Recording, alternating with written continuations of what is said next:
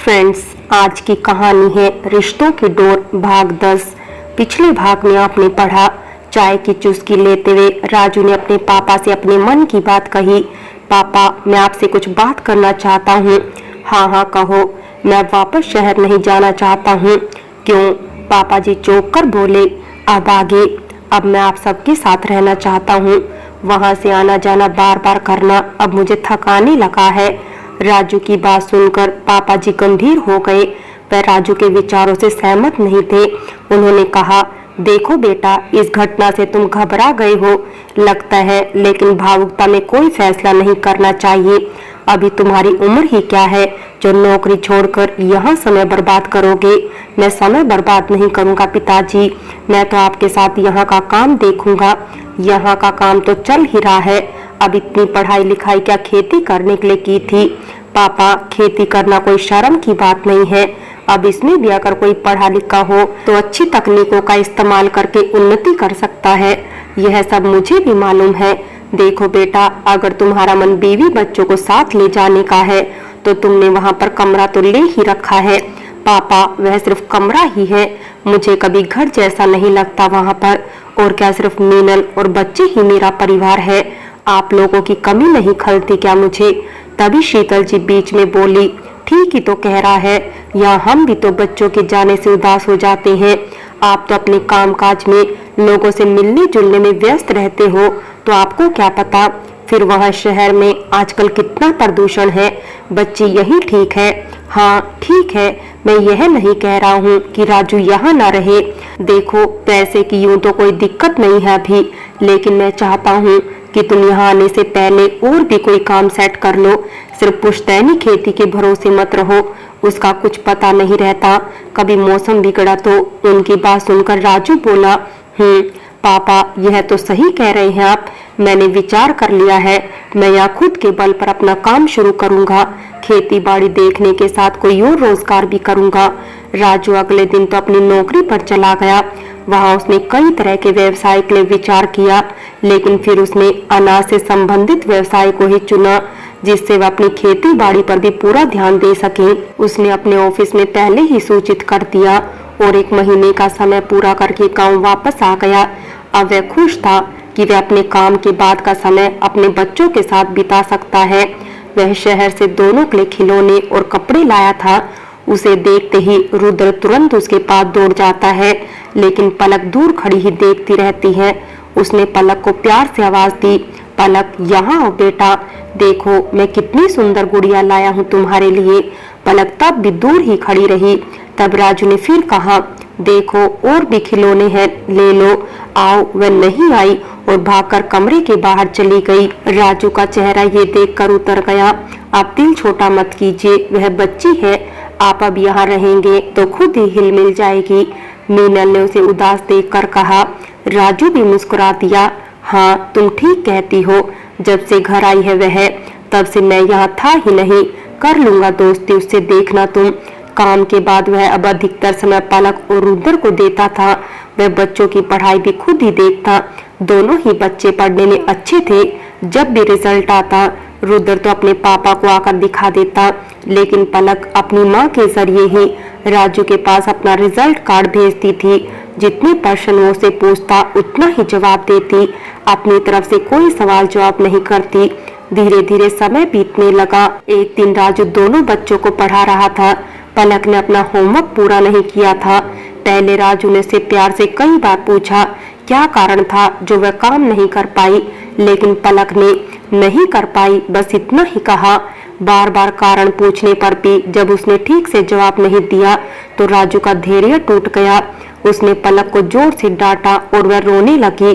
तब मीनल वहां आ गई। उसने पूछा, क्या हुआ, पलक रो क्यों रही है? राजू कुछ कहता, लेकिन पहले ही रुद्र बोल पड़ा। पापा ने दीदी को डांटा। राजू ने सफाई दी, अरे नहीं, वो तो पलक ने होमवर्क पूरा नहीं किया था। मैं पूछ रहा हूँ तो बोल ही नहीं रही है। हाँ तो ये गलत बात है ना पलक, पापा जब कुछ पूछ रहे हैं तो बताना चाहिए ना तुम्हें। अपनी माँ के पास जाकर पलक बोली, मम्मा, मेरी कॉपी मेरी सहेली शिवी ने ले ली थी, वह अभी देकर गई है, इसीलिए। तब मीनल ने राजू की तरफ देखकर कहा, शिवी ने कॉपी ले ली थी इसीलिए नहीं कर पाई। फिर पलक से बोली, अपना काम अधूरा हो तो कॉपी किसी को नहीं देते समझी। पलक ने भी कहा, जी मम्मा अब नहीं दूंगी। राजू ने रुद्र और पलक दोनों को उस दिन पढ़ाई से छुट्टी दे दी। वे दोनों वहां से चले गए। वह चुप बैठा रहा, कुछ सोचता रहा। मीनल को उसका मूड खराब लगा तो बोली, अरे आप इतनी सी बात से नाराज हो गए? बच्ची है वह, अब नहीं करेगी ऐसा। मैं नाराज नहीं हूँ बल्कि दुखी हूँ। वह मुझे भी तो बता सकती थी ना कि उसकी कॉपी उसके पास नहीं थी। मैं भी तो कितनी प्यार से कितनी देर से पूछ रहा था उसे, लेकिन वह नहीं बोली। तुम्हारे एक बार पूछने पर ही उसने अपनी बात कह दी। मीनल बोली, ऐसी बात नहीं है, बच्ची है। राजू ने उसकी तरफ देखकर कहा, अब तो वह काफी समय से हमारे साथ है। मैंने कितनी ही बार उसे कहा मुझे पापा बुलाया करो, लेकिन पापा कहना तो दूर, वह मुझसे बात भी करना नहीं चाहती है। जबकि रोज मैं उसे अलग से समय देता हूँ, खुद पढ़ाता हूँ ताकि वो मुझे अपना सके। ये अनचाहा रिश्ता दिल का रिश्ता बन जाए। मीनल उसे समझाते हुए बोली, आप ना ज्यादा ही बढ़ाकर देख रहे हो इस बात को। अरे वो लड़की है, हर लड़की माँ से ही अपनी बात कह पाती है। पापा से तो सभी बच्चे डरते हैं, आप भी तो डरते हैं ना अपने पापा से। और फिर आप तो पढ़ाते भी हो से, जो पढ़ाता है उससे भी तो बच्चे डरते ही हैं। तो मैं पढ़ाना बंद कर देता हूँ, कोई और पढ़ा देगा। मैं अपनी छवि उसकी नजर में बिगाड़ना नहीं चाहता हूँ। अब मीनल को राजू की बात पर जोर से हंसी आई। वह बोली, अब तो आप बच्चों जैसी बातें करने लगे। उसकी पसंद नापसंद से पढ़ाई होगी क्या? जितना ध्यान आप उसकी पढ़ाई का रख सकते हैं, कोई दूसरा रख पाएगा क्या? उसका भविष्य अच्छा बने ये जरूरी है। रही बात पलक की आपको स्वीकारने की, आप ही उसके पिता है, यही सच है उसका। अब एक दिन वो आपको जरूर स्वीकार करेगी। मीनल की बात सुनकर राजू ने फिर खुद को ही समझा लिया। पलक समय के साथ बड़ी होती गई। आज उसका 10वीं का रिजल्ट आया था। पूरे स्कूल में उसने प्रथम स्थान प्राप्त किया। गांव भर में उसकी प्रशंसा हो रही थी। राजू भी गर्वित महसूस कर रहा था और गांव में मिठाइयां बांट रहा था। बिटिया तो बड़ी होनहार है, पूरे गांव में उसके जितना कोई होशियार नहीं है। गज्जू काका बोले तो तुरंत काकी भी बोली, अरे तो बिटिया किसकी है? उनको यह कहते सुन राजू के चेहरे का रंग उड़ गया। लेकिन तभी शारदा काकी बोली, जाएगी तो बाप पर ही ना बिटिया। राजू हमरा कम होशियार है क्या? यह सुनकर राजू खुश हो गया। हाँ, तो राजू ही तो पढ़ावत है दोनों बच्चों को। देखना एक दिन खूब नाम रोशन करेंगे दोनों बच्चे। काका ने कहा, अरे काका काकी, बच्चों की अपनी मेहनत है सब, कहकर वह मुस्कुराते हुए घर को चल पड़ा। घर आकर मीनल से बोला, मीनल पलक को बुलाओ। जी अभी बुलाती हूँ। मीनल जाकर पलक को बुला लाई। पलक आकर राजू के सामने सर झुकाए खड़ी हो गई। उसे देखकर राजू बोला, आओ बेटा यहाँ बैठो, आज तुमने हमारा सर गर्व से ऊंचा कर दिया। यह सुनकर वह मुस्कुराने लगी। लेकिन बेटा, जब हम कोई सफलता प्राप्त करते हैं तो हमारी जिम्मेदारी और बढ़ जाती है, हमसे सबकी उम्मीदें बढ़ जाती है। उसी तरह अब मेरी भी तुमसे उम्मीद बढ़ गई है। मैं यह जानना चाहता हूँ कि तुमने कुछ सोचा है आगे चलकर तुम क्या बनना चाहती हो? अभी तो 12th करनी है मुझे। पलक आहिस्ते से बोली, हाँ, वो तो करोगी ही, लेकिन किस विषय में रुचि है आगे चलकर? मेडिकल की पढ़ाई करना चाहती हो या इंजीनियर करोगी? कुछ सोचा है क्या तुमने इस बारे में? पलक राजू को हैरानी से देखने लगी तो वह बोले, अगर कुछ और करना चाहती हो, कोई और कोर्स या किसी अलग क्षेत्र से संबंधित कोई पढ़ाई, जैसे शिक्षक बनना, होटल मैनेजमेंट, फैशन डिजाइनिंग या कुछ और हो तो तुम बता सकती हो। मैं उसकी पूरी जानकारी करके रखूंगा। पलक ने हैरान निगाहों से देखते हुए पूछा, क्या आप मुझे डॉक्टर बनाएंगे? उसके सवाल पर हंसकर बोले, अरे यह कैसा सवाल है?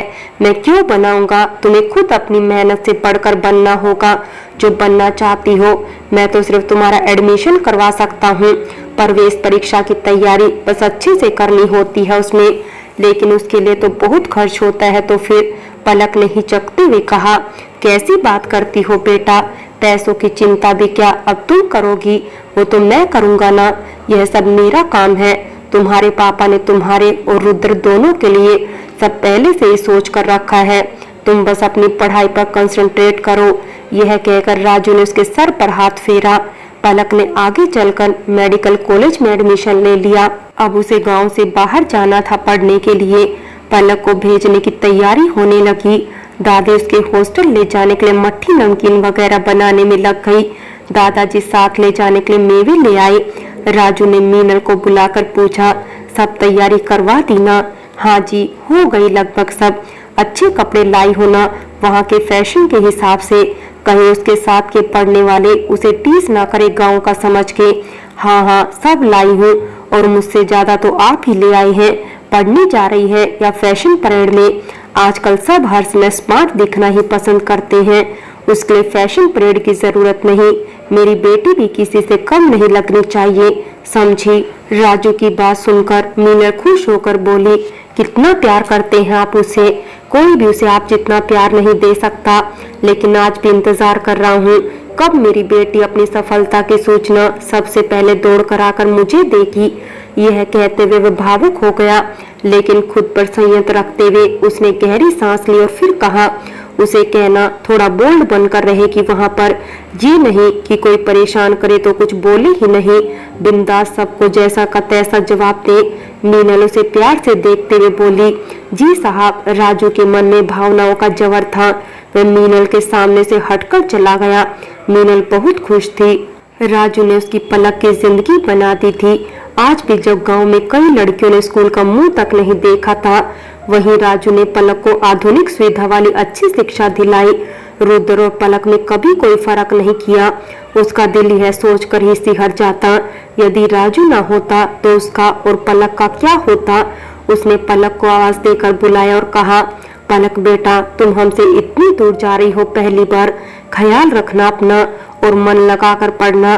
तुम्हारे पापा को तुमसे बहुत उम्मीदें हैं, उन पर खरी उतरना तुम्हें। जी मम्मा, पलक ने जवाब दिया। पलक के जाने का समय भी आ गया। उस समय मीनल भावुक हो गई। शीतल जी भी उसे गले से लगाकर रोने लगी। तभी पापा जी बोले, रोती क्यों हो तुम दोनों? ससुराल नहीं जा रही है ये, वो कॉलेज जा रही है। जा तो रही है ना हमसे दूर, आप अपनी सोचो। आपका तो वैसे भी उसके बिना खाना हजम नहीं होता, अब ना रहेगी वह, यहाँ तो क्या करेंगे आप? शीतल जी ने कहा। तो पलक अपने दादाजी के गले लगते हुए बोली, मैं जल्दी ही आ जाऊंगी, छुट्टियों में भी तो आने को मिलेगा मुझे, आप अपना ख्याल रखना। तब दादाजी भी रूंधे हुए गले से बोले, बिटिया तुम भी अपना ख्याल रखना। फिर मजाक के लहजे में बोले, जब तू डॉक्टर बनेगी तो मेरा इलाज तो फ्री, मैं उसी खुशी में दिन गुजार लूंगा। अब वह हंस भी रहे थे और आंखों में आंसू भी थे। और दादी का ख्याल रखना, तब तक उनसे लड़ना नहीं। दादी से गाल सटाते हुए पलक बोली, जी डॉक्टर साहिबा। दादाजी बोले तो सब हंस पड़े। फिर वह रुद्र से गले मिली। रुद्र ने उसे कहा, दीदी बेस्ट ऑफ लक, तू भी अपनी पढ़ाई अच्छे से करना, मैं मिस करूंगी तुझे, उसने रुद्र से कहा। फिर अपनी माँ के गले लगकर बोली, आई लव यू मम्मा, आपकी बहुत याद आएगी। मीनल उसे दुलारते हुए बोली, मुझे भी, अब चलो भी वरना लेट हो जाएंगे हम। राजू ने पलक से कहा तो वह झट से कार में बैठ गई। राजू ने कार स्टार्ट की और दूर तक उसे सब हाथ हिलाकर बाय करते रहे। पलक भी जब तक सब आंखों से ओझल न हुए उन्हें बाय करती रही। फ्रेंड्स, बाकी की कहानी अगले भाग में देखें, और अगर कहानी अच्छी लगी हो तो लाइक करें, शेयर करें और प्यार भरी कहानी चैनल को सब्सक्राइब करें।